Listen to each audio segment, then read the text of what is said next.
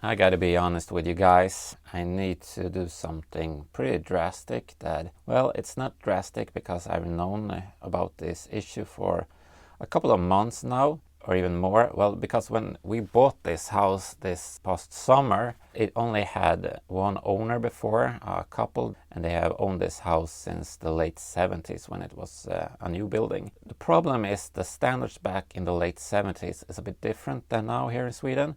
The electricity of this house is unearthed. It needs to be earthed, and that's going to cost a heap of money because we have like 7 rooms or something like that if you count the kitchen. So all of the outlets needs to be fixed, all of the wiring needs to be fixed, and it's a safety measurements as well. How does this affect the Lego city? I'm going to tell you.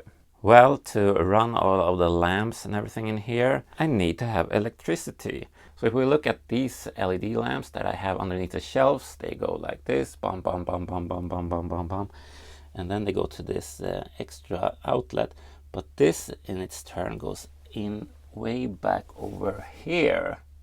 Now that's underneath this table. And we have a Lego mountain over here. So this is on an IKEA aluminum tabletop. It's about 2 meters wide. Basically, that needs to be removed so that the electrician can come in here, and then somehow I need to remove this table as well, I guess. And over here, this is a bit more simple, but still I need to remove the whole town section because the other outlet is down here.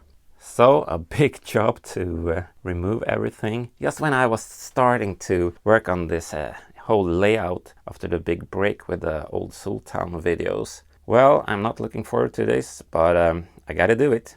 A smart thing would have been to make all of this modular so that you could like just remove plates, but I didn't. Now we gotta remove all of the loose stuff here, like the minifigs and the vehicles, that kind of nonsense. While I'm removing everything here, I'm starting to feel like this is a good opportunity or a blessing, perhaps, to redo everything. Like, I'm going to keep the buildings, but I always felt like I had a little bit too tight of a space here. This could be moved just a couple of studs that way, and the same over here, and maybe I could make that mountain even more efficient in the amount of bricks that I've used for it. The layout consists of a lot of loose base plates, and getting all of this to align together with the rail and the curves for the rail and everything is kind of tricky.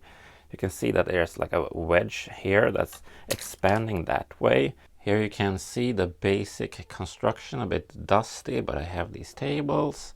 This was where I have that gap. Might actually fix that now that it's all in the open. The mountain will be kind of hard to remove. Maybe I can have it just in the middle because the electrician needs to be able to go there and over here.